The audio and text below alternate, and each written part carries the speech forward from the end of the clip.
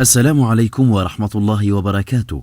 قبل أن نبدأ الفيديو لا تنسى أن تضغط لايك وتشترك في القناة إن لم تشترك وتصلي على نبينا محمد صلى الله عليه وسلم.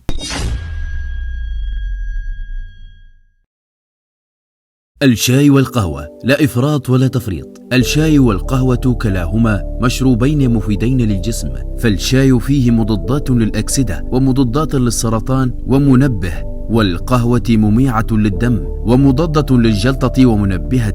ولكن لا أنصح بالشاي الأحمر مع الأكل، فقد ذكرت سابقا بأن الشاي يحتوي على مادة التنين، والتي تشكل معقدات ضخمة الحجم مع 6 من العناصر، وتمنع امتصاصها من الأمعاء، وهي الحديد والزنك والمغنيسيوم والمنغيز والكالسيوم والنحاس. ولذلك إذا كنا مضطرين لشرب الشاي فيجب أن يكون بعيدا عن أوقات الطعام ب2 على الأقل، مع الملاحظة أن نفس الكلام ينطبق على القهوة أيضا، ولكن بشكل أقل.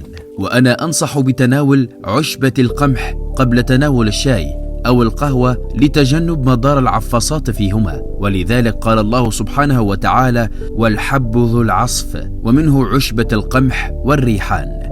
والشاي من الريحان ملاحظة هامة جدا، يعتبر كثرة الأفراط في شرب الشاي وكذلك القهوة والنباتات العطرية سببا في نقص المعادن الستية، مما يفسر لماذا يحدث فقر الدم وتساقط الشعر وغيرها من الأعراض عند من يفرطون في تناول الشاي والقهوة، ويفسر لماذا يحدث نقص في الزنك الذي يعتبر نقصه سببا رئيسيا للسكر عند هؤلاء أيضا، وهو يفسر التوتر والقلق والعنف والتهيج في حالة نقص المغنيسيوم عند الإفراط في تناول الشاي والقهوة وغيرها.